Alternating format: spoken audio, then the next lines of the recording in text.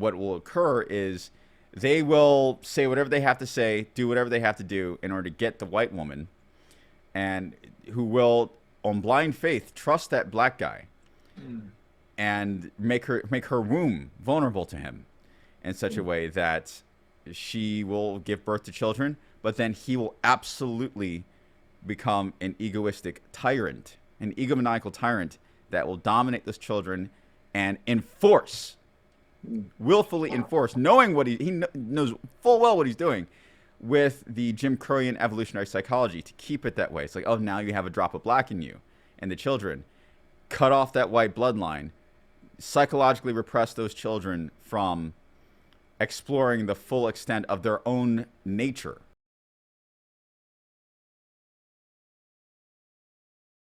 Remember, he's Swedish. Jordan Peterson.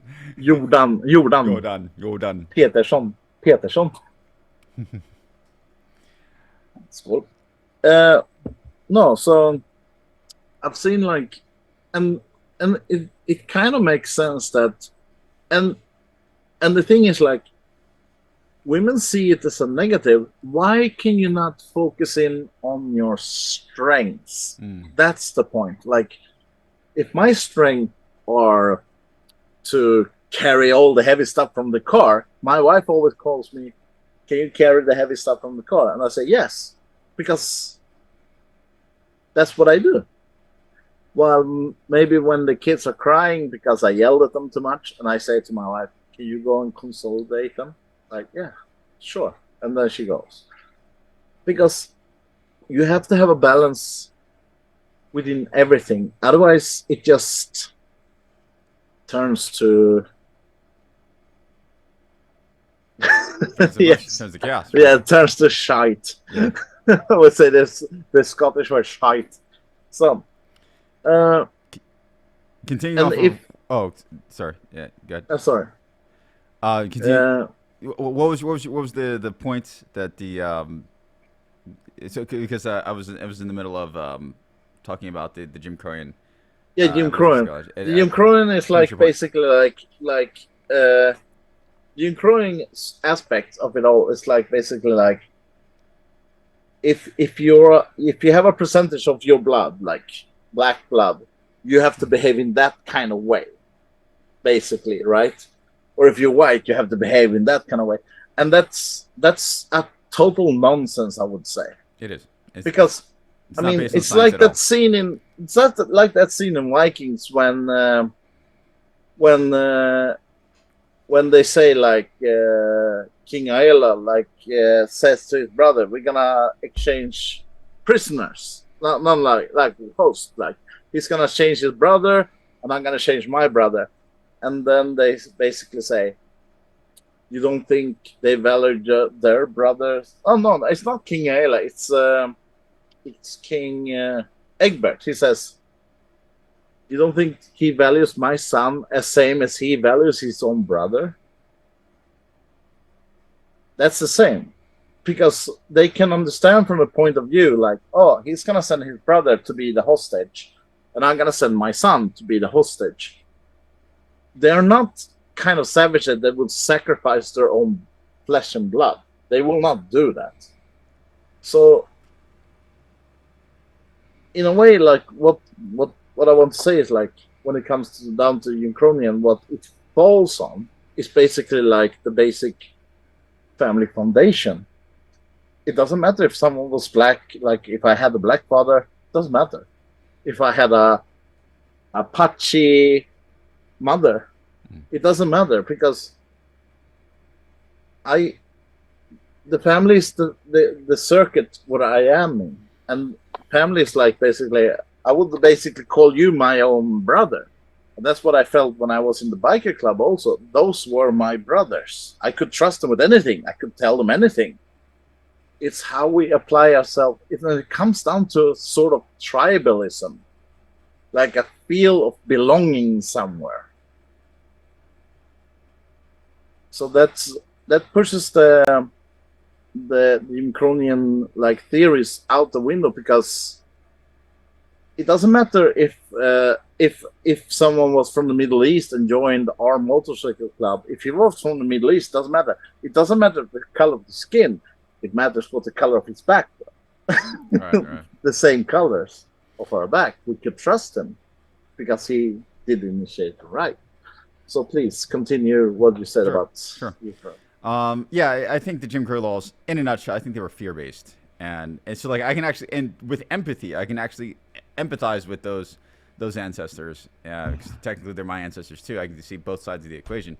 I could see why they, if you enslave the people, it's almost like the Spartans and the Helots, Yeah. right? It's almost like okay, I get that, right? But moving on from the Jim Crow, from what they were, it's just simply it created a rift in psychological freedom that then became intertwined into a generational evolutionary psychology that exists greatly in parts of this day.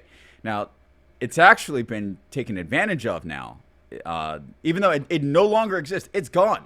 It does not. It is. The Jim Crow laws were abolished, but now what's occurred is almost like a kind of generational vengeance for it with the black community, especially particularly in reference to the psychographic segmentation of blacks being that I basically sum into the pro-blacks. They call themselves the pro-blacks.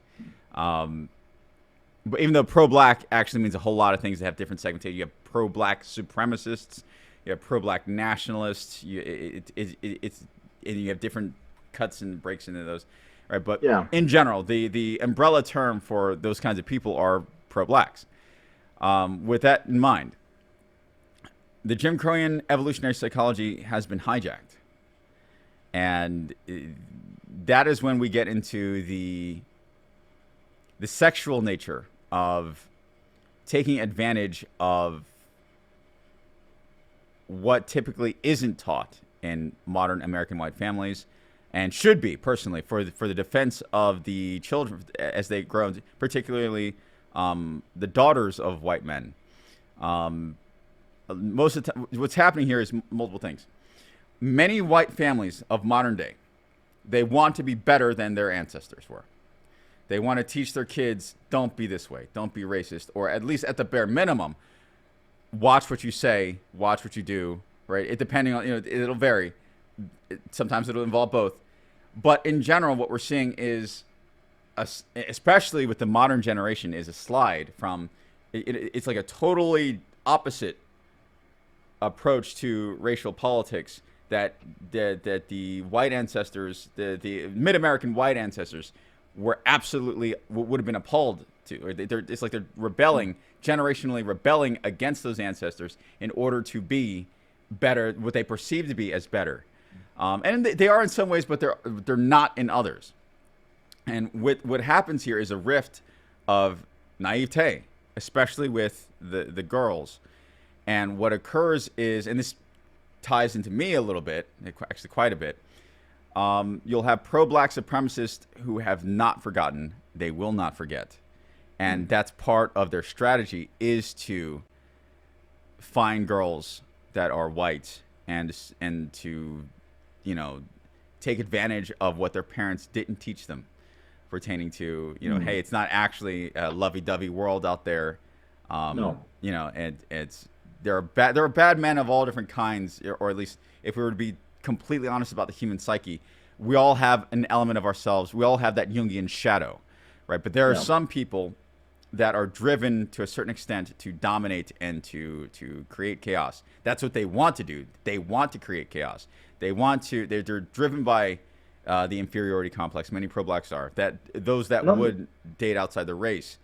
But it wouldn't be out from a position of love. It would be from a position of inferiority complex domination. And what will occur is they will say whatever they have to say, do whatever they have to do in order to get the white woman, and who will, on blind faith, trust that black guy and make her womb vulnerable to him in such a way that she will give birth to children, but then he will absolutely become an egoistic tyrant, an egomaniacal tyrant that will dominate those children and enforce willfully enforced, knowing what knows full well what he's doing, with the Jim Crowian evolutionary psychology to keep it that way. It's like, oh, now you have a drop of black in you, and the children cut off that white bloodline, psychologically repress those children from exploring the full extent of their own nature. Do not let them go into a certain and go ahead. and that's what I think. That's actually basically what I think basically happened to you. To a certain extent, yes.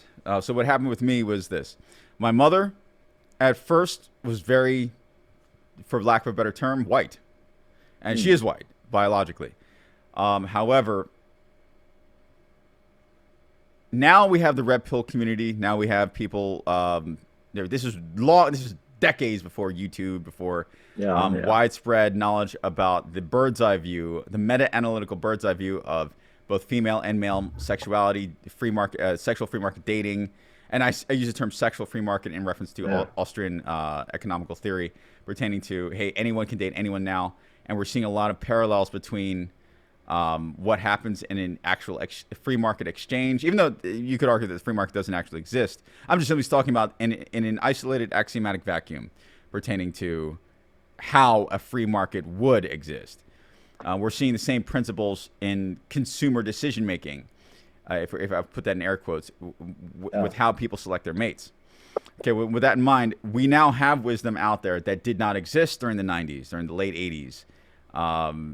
It just wasn't out there from a multitude of angles. So what happened with me was that my mom, my biological mother, and I often use the term biological to separate the blood from the blood aspect of relation from the relation that matters most. Like you said, the bikers, that those are your brothers. The real sense of kinship that came later. Actually, well, I had it at first with my biological mother. Then it came later with a different family. Yeah. But with that in mind, skipping over a lot of details to save time. My mother started identifying by the Jim Crowian way because it was for the sake of her own survivability. Once she had actually bred first with a black man who then died, he was murdered, my actual biological father. Yeah, I remember. She was basically screwed with her sexual market value. It wasn't quite what it was. It basically like even today, like when it says like if you're gonna date someone, like if they already have a child, that's always like, oh, like right, that's a big step for a new kind of father to come in and do something. But especially if it's a different kind of race, ethnicity. Then it becomes a little harder because it's like, because then the new father had to step into a role and say like, should I behave differently? Should I behave good? Right. Should I behave like that? Then there's this new kind of set of barriers basically created of like basically the Jim Crowian way, like you said. Yeah. She basically said, screw it, I'm black now, even though she's not. And that screwed up my mind in a multitude of ways, pertaining to what you see in reality and what you're being told, how you're being told to behave, as well as how you feel, how you're designed to feel. And so it was a form of gaslighting before there was before the term was even popularized. With that in mind,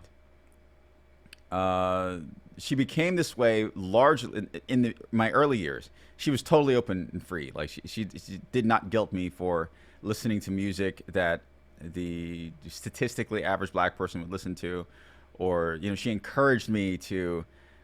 She actually taught me ancient European tales and things like that. It was really cool. It was the happiest time of my toddler years, early developmental years. Wonderful. We would have picnics by the lake, and that's the kind of love like what we're talking about. Like it was with my grandmother. It's like what you teach about your heritage. Basically, it doesn't matter if it's black. It doesn't matter if it's it's not Hispanic. actually. It doesn't matter Yeah, if like it's exactly. It's not actually as long the as skin they have color. a love for it and Yes. tell you about it. Yes. It's, I mean, it's the same with my like. I have two daughters. If they marry someone who's from Brazil, for instance, or like from Mexico, and they have this belief in the old Aztec gods, I will. hello. Your mic broke. Your mic. Your the visual. Oh, sorry. The visual. Okay, sorry. You're good now. Okay, okay. You So talk if my Aztec. daughter, yeah, if my daughter's like found a guy like from Mexico, like has a belief in like the old Aztec gods, I'll be like, oh, can you tell me about the Aztec gods? And then the guy like, oh, this is like, yeah, this is a good guy because he knows actually where he comes from, his heritage, Right.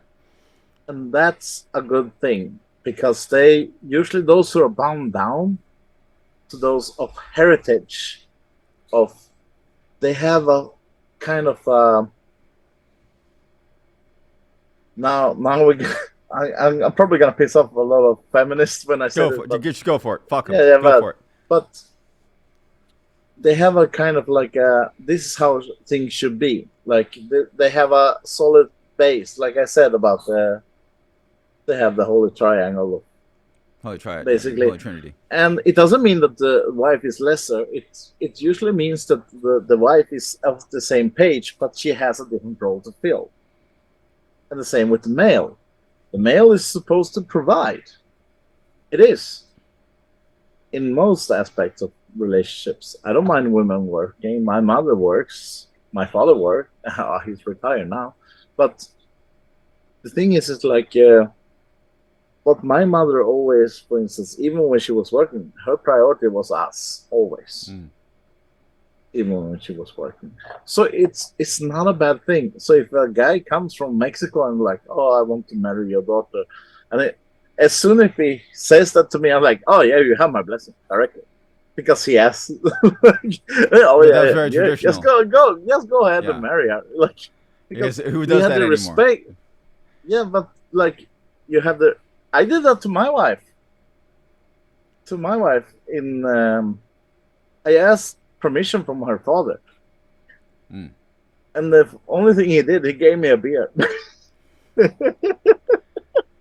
Yeah, because who does that anymore? It's actually very respectful. It's respect. It's the way it's supposed to be. It's not that the father gives the permission to marry her. It's like basically she already chosen me, and I was just being polite and saying, "Can I marry your daughter?" Right. Because when you want to spend your time with someone, you have to. You're not only marrying the girl, you're not only marrying the man. You're marrying the family. The clan. Yes. The family. Absolutely, you're marrying the family. So I don't see my mother-in-law and my father-in-law like my mother and father-in-law. I see them as my family.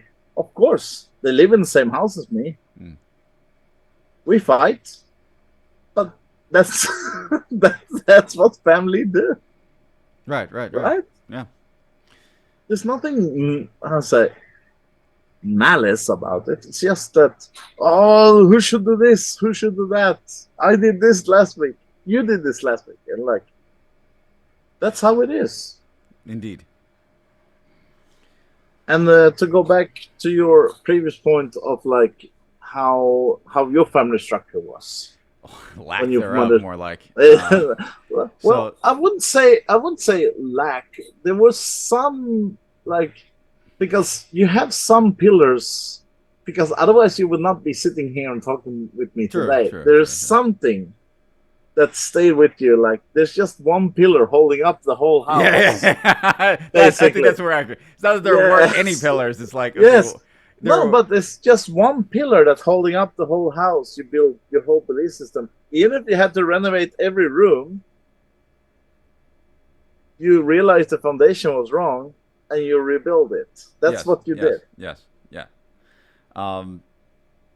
Right. So I experienced that but I guess thankfully by the time I experienced that both what you're saying and what I was saying about the pro-black tyranny. Yeah. Once you reach 9 years old and you're entering into adolescence, a huge portion, the major tectonic plates of your mind are basically Oh yeah. formed by that age. That's. I mean, of course, there's a whole lot of room of improvement. I mean, I'm still growing as a person to this day, but the foundation of your personality is basically there. You can try to shift the tectonic plates. There's a lot of room to shift the tectonic plates of your mind, but the plates themselves are what they are. And that was by that point, by the age of 8, 9 years old, I was already very Eurocentric, and this was my mother's doing primarily, not just by blood. It was my mother's doing because with the lack of a father, with the lack of that presence there, in the void of anything else, my mother was free to be who she truly was. Like way deep down, she was free to be vulnerable around me to the extent that, especially with, there's no judgment behind closed walls. There's nothing. There's just simply you and your firstborn baby boy who's only like 3 years old. He doesn't know his ass from his elbows. He just, whatever you do, you're a goddess to him, right? So it's like, yeah, right. So basically, there's no judgment there. So I was told Irish tales about banshees, and I was told a lot of different stories about what I've later on discovered were the Norse. She didn't. Sometimes she wouldn't use that terminology, but that's what it was.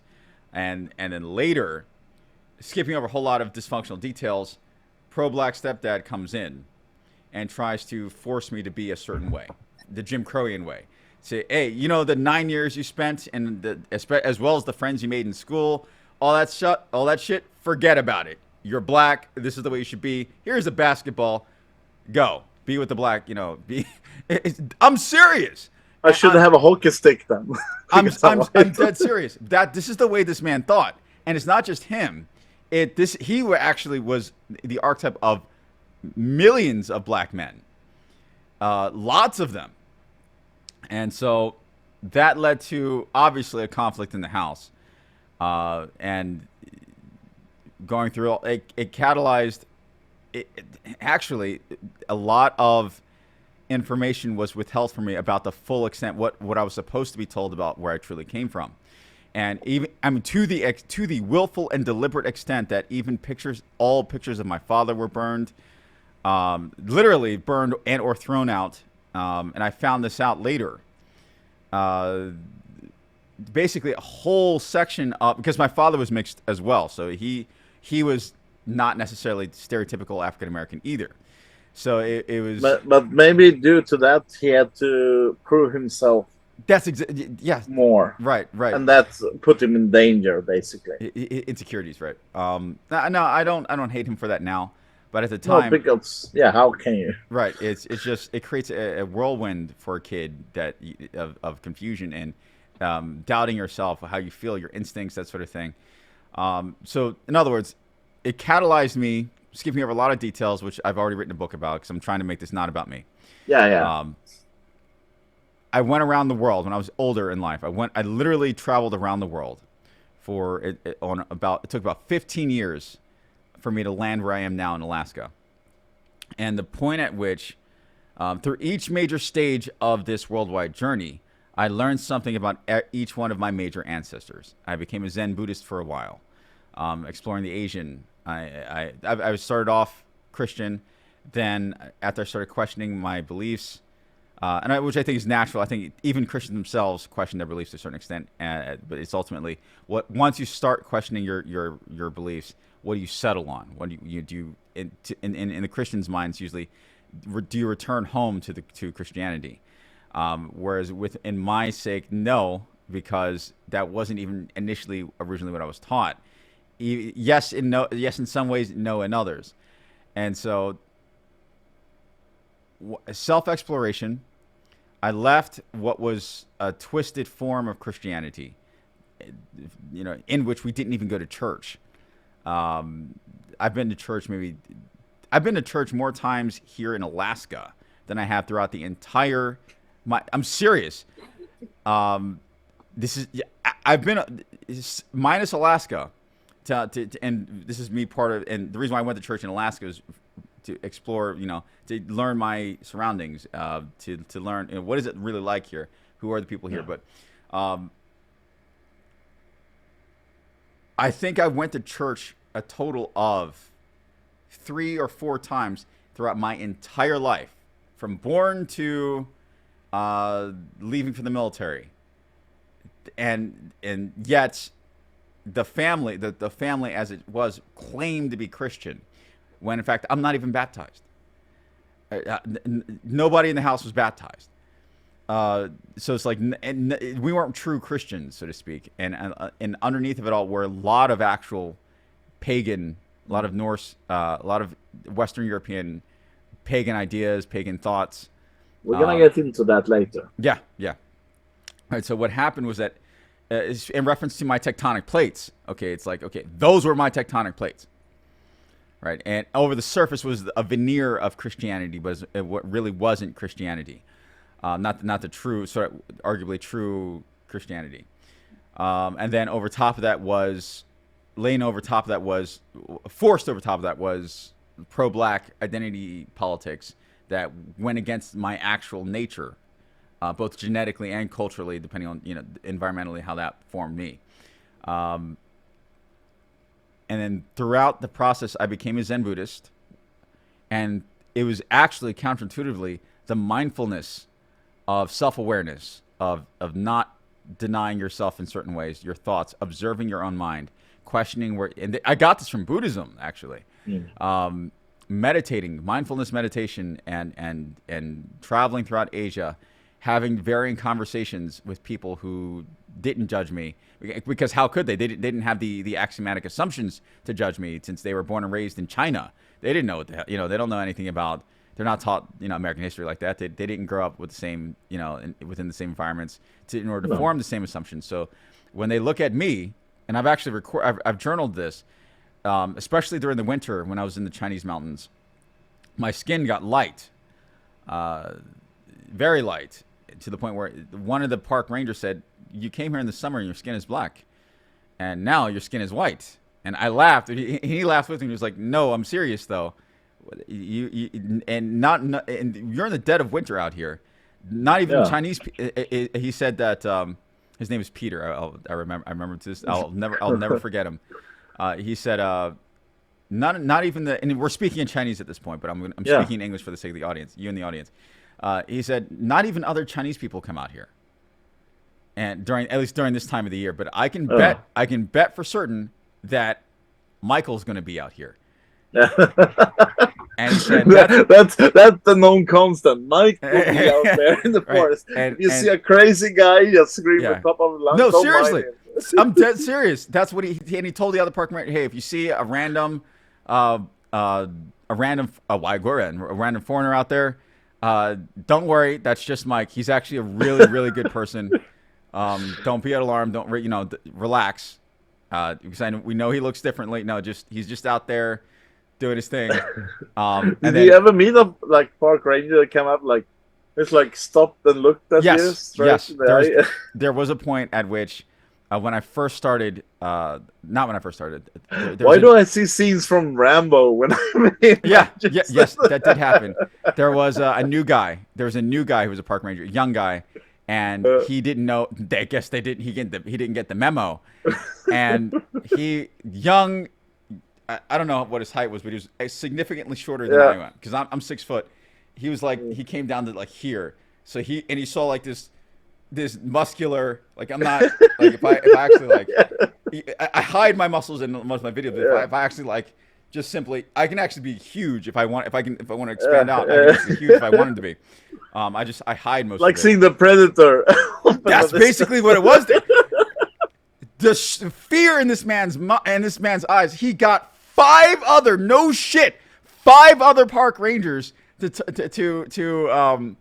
thought, he literally radioed it because he didn't know I spoke Chinese. He literally radioed it, and he's like, I'm going to need, no, I can't bring this guy in myself. I'm going to need, he's highly dangerous. He's a wife. Tasha. He's like, sorry, I'm trying not to speak Chinese. I'm trying to keep it English. Yeah. He's like, Say it in Chinese what he no, said. So no, it's fine. It's fine. I found a foreigner. I don't understand where he came from. I don't know what he's doing out here this time of night, this time of because it was during the evening. This time of the year. I don't trust him, and I can't bring him in myself. Send backup. And then I didn't hear that, but I didn't hear what was actually said on the radio. Yeah. My Chinese wasn't that good. And he said, no, that's not going to be enough. I need 4 men at least.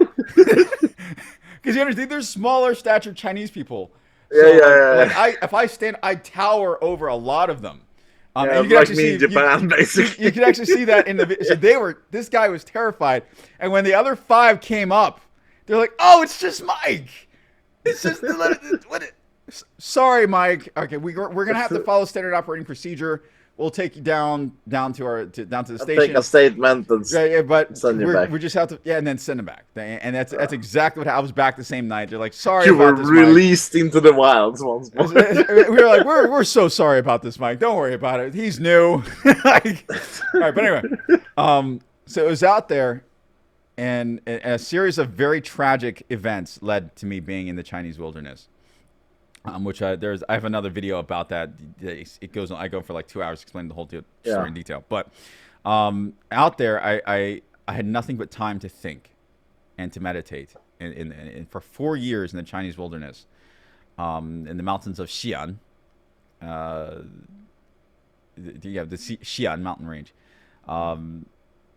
I was just out there in the cold every season, fall, winter, summer, spring. And all I did was reflect. That's all I did was reflect and write and journal and reflect and write. Yeah. And skipping over a lot of details, I came to the conclusion that I was being driven by a multi-angular bloodline. And that's exactly what I have is a multi-ethnic bloodline.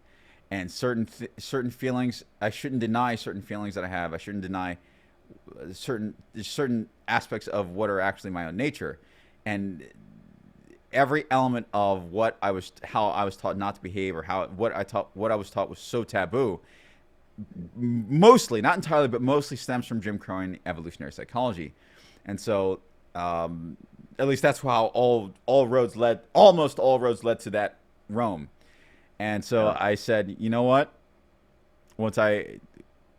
As I grew throughout the process of the 4 years being out there in the mountains, I grew harder and harder and tougher mentally and emotionally as a character. I said, I'm going to just break free. And while there's a lot of fear that I have with that, I want to visit my motherland. Yeah. And that was such a liberating feeling. I want to visit my motherland. In other words, Scandinavia. To say that you were actually at the crossroads right there. Either you could isolate yourself from the rest of civilizations, or you could rejoin the civilized part where you come from. So you were basically at 2 crossroads there when you were at that mindset. Because I'm glad you chose the latter, because otherwise we would not probably be talking. We'd probably still scare the shit out of a park rangers. Right. So I could have remained there ad infinitum. Even if I don't think the park rangers would have even turned me in if I didn't renew my visa or anything. Like, I could have just remained there. They were totally cool with me. As a matter of fact, you could have helped hitchhikers and stuff like that. They did offer me a job. They actually legitimately offered me a job. And they said, hey, if you have visa issues, you can just work as a park ranger ad infinitum for us. We love you. Don't mind the new guys; they're going to be scared, but we'll tell them about And so I could have. Have you seen this man? There's that poor caricature guy with red bucks hanging over. I decided to continue that quest because it was curiosity that drove me, and this is also another key element. Curiosity that drove me. Like, what limit did Odin put on his curiosity? And in reference to there's no limits to wisdom. Right. And so I knew that if I had remained in China, there would always be a driving question of that curiosity there, that I would not want to die not having explored, now that once having attained that mental freedom that first required isolation in order for me to achieve. And there's also another element to this. When I was out there, there were mountain villagers, nomadic mountain villagers that I came across, and they taught me how to survive out there. Largely in part, not entirely. They didn't teach me archery and all that stuff. That stuff came from within.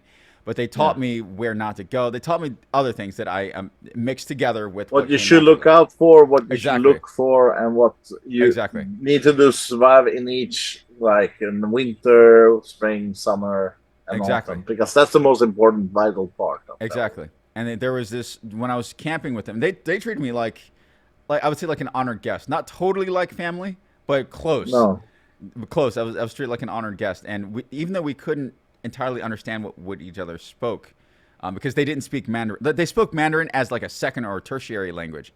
yeah, But they have their own kind of dialect. yes, they have their own mountain provincial dialect. I'm not even sure. I think it was Shanxihua, but I think that's what it was. But I don't know Shanxihua in order to confirm. It might have been something else. Like you have like Western Norse and Eastern Norse, and then you have the Rus dialect, which was its own thing. So it might. I don't know exactly what language they spoke. Could have been Mongolian also. It may have been in Mongolian. It may have been, or maybe a mixture. Who knows? But whatever it was, we were able to communicate in a limited way with Mandarin. We were sort of meet halfway. Because they didn't even speak Mandarin that well. And I was having a conversation with one of the elders there during a bonfire. And it was a very limited conversation. It had to be. He was trying to figure out, where you come from. Why are you here? He said, you're not an average tourist. We've seen tourists come and go. And we've seen what tourists do. He said, you're not an average tourist. And I am filling in words here because, it was, like I said, it was a very limited conversation. He said, you're not an average tourist. Why are you here? And I told him, I don't know. 我不知道. I don't know. And he said, no, you know. He said, no man out here just comes into this hard land and survives without knowing. He said, you are lying. And I said, no, I'm not lying to you. He said, no, he's not lying. You're not lying to me. You're lying to yourself. And he said, no, he said, whatever it is that brought you here, you need to face what that is. And you need to go back home. Right? And he didn't say that. He said it was very terse, but his tone of voice was everything. So it wasn't like you need to get the fuck out of here. It was like no. It was more like you need to. This is not the end station. You have to go further. Yes, exactly. He was not. It was there was nothing but love there from him. Yeah. It wasn't like we don't like you. You need to go. No, he said it was. You need to face whatever it is that you need to face. I don't know what it is that you need to face, but I know you need to face something. And you can stay here with us for as long as you like. Stay by the fire. We'll always light it for you. But this is not your place. This is truly not your place. And you need to go complete your journey. It's very limited conversation, but I got the message. And so I finished up my time with them. And it's a shame because I never saw them again after that conversation. No. I saw them again, but not after that time because I actually returned to the mountains, but they weren't there anymore. But the point is, like, they were at the they're nomadic. I would say they were at that time when you needed them to be there. Yeah. And in your life. Yeah. And then they move on, and you have to move on from that point. Yeah. So it's basically like it can be a teacher, it can be a drill sergeant, it can be anything. Yeah. That teach you the most vital points of life, and then it's time for you to go to that direction. Yeah. And skipping Morpheus, basically. Yeah, basically, yeah. Skipping over. I can only show you the door. You have to walk through it. Right. Skipping over a lot more details. Okay, I met with the woman who became my wife along the way, and she fell in love with the because we were both English teachers. She absolutely, it blew her mind, this sort of beauty, the sheer beauty, scenic beauty of the mountains. And she was impressed by my skills and how I protected her against, like, there was an avalanche that occurred. And there was also Chinese triads that wanted to sell her into prostitution because because she was a foreigner as well. But she was, once she got on their radar, it's like, hey, blondes like you sell for a nice price. And it's like, I had to literally had to face down Chinese triads and how that. Thankfully, it didn't lead to massive violence. What occurred, and that's another story in itself. I might tell in another video. In a nutshell, I had a meeting with a guy who was, I believe, the leader of that respective territorial group, and he set up a fake shop at a fake restaurant. And I had a sit down with him, and I told now the way things work in China is that fuck the technical legalities. Technical legalities of anything that happens in China are only enforced when there's a reason for them to be enforced. Besides that, whatever's written down on paper. Similar. Whatever's written down on paper doesn't really mean shit. Right, so it's not that you couldn't go to the police. You can't do these. It's like what happened was this: the weakness, the way to survive in China, especially when you are pressed, foreigner, especially by something like the Chinese triad, is called mianzi. It's called, if you can damage people's faces, if you have their reputation, then all of a sudden, when China needs to stand up straight and follow its laws to the letter, then it will do so to serve the end of being able to maintain its image in a certain way or not. What happened was this: being as though I was studying to be a marketing strategist, I had a built email list of journalists throughout the world, and I still have that list. It's well over several hundred now.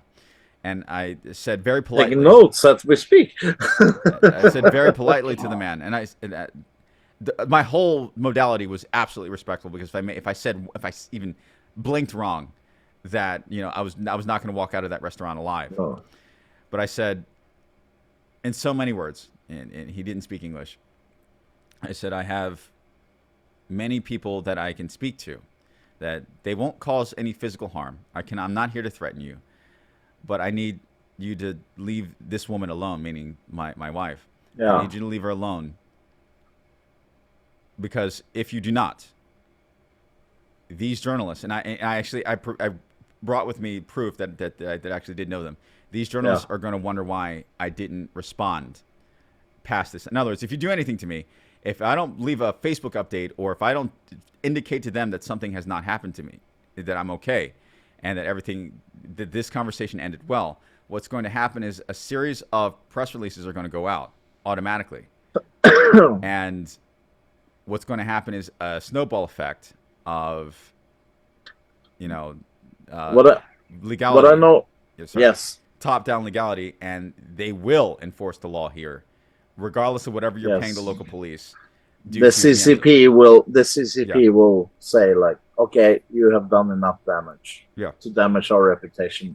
Exactly, and he looked at me, the boss looked at me, and he was like, I like you. You didn't come in here acting tough.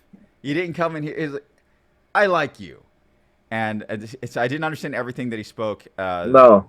But obviously I survived. And not only did they leave my fiance at that time alone, not only did they leave her alone, every single time I saw one of the triads on the street, they actually we like you. But there you go. And that's the thing, is like, if that I've noticed, like, from biker culture, or like when I met Yakuza here in Japan, is that if you just treat them like normal human beings, they will treat you 10 times better. Yeah. They will.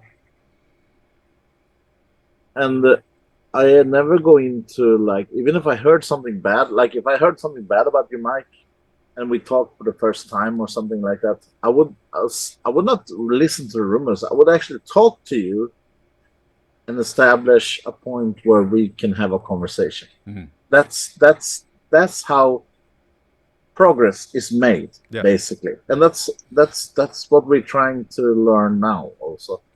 But now I think the point where you met the older guy in the mountains, that must have been I think he might have directed you more in a physical way, but also in a spiritual way Yes. towards your destiny. And that's how I see it, the spiritual way. While you most likely see more all of the other I things see it. that. I see it. I see it the metaphysical way as well. Yes. Though I am technical and I have to be scientific. I am a physicist. I absolutely, at the same time, do not close my mind to the metaphor, the metaphysical as well. Because for instance, when Einstein was asked by his teacher, "Do you believe in God?" he said, "Yes." Have you heard that story? No. Einstein said, "Yes, I believe in God," and everyone like in his like the science and like they were laughing at him, and he said like, "So can you?" Then Einstein said, "Can you prove to me that God is not real scientifically? Can you prove to me that God is not real scientifically?"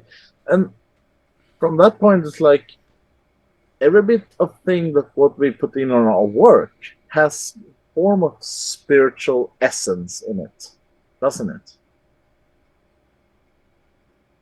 So sorry to interrupt you, but you were gonna go to Ireland, right? No, I was going to go to Iceland, and I did go to Iceland. Yes. So I started. Where you saw yourself as an invader? Well, I said you are not. You are there to bring up everything to a good start, but you No, didn't yeah. see yourself as a good. I didn't want to be person. invader to other people. I know that there's no way in hell that I could communicate what was really in my heart. Yeah. It's just pragmatically to them, to a lot of It's them. the baggage you were keeping, dragging from America to China and to Iceland at that point. The emotional baggage you were dragging. Well, And you were basically along the way when you were going, you were like releasing the emotional baggage of that you being a burden of yourself, I would say. That's why I think it's good for people to explore and find themselves in a place where they feel true serenity. It's like that scene in have you seen The Last Samurai with Tom Cruise? what movie was it? The Last Samurai with The Tom Last Cruise. Samurai. Oh, okay, yes. Because when he says the name, I believe he dies from his wounds or he went back to America. I believe he found a small measure of peace. Right, yeah. And that's what I believe. You're like Captain Algrim right now. You have found your small measure of peace with who you are. Even if you tell me sometimes like that you are still dragging what you have, but you have your children, you have your work, you have your whole base, you have your home, hearth and home, and it makes me happy to say that like yes, you are true woodenism, not Odinism. I'm saying woodenism. Wooden, because you don't stop at one point like, oh, this is not. You always try to seek more knowledge in the field you are currently working. Always, and that's an admirable thing to do, and that's what Odin looks. He looks kindly on those people, because many people think that Valhalla is the only way to go. It's not. No. You can go to Sesamir, you can go to Valhalla, you can go to even to Helheim. And even Helheim has different halls. Helheim is not a bad place to go. I want to go to Helheim because I know my grandmother will be there. Most of my ancestors will be in Helheim. That's not a bad place to go.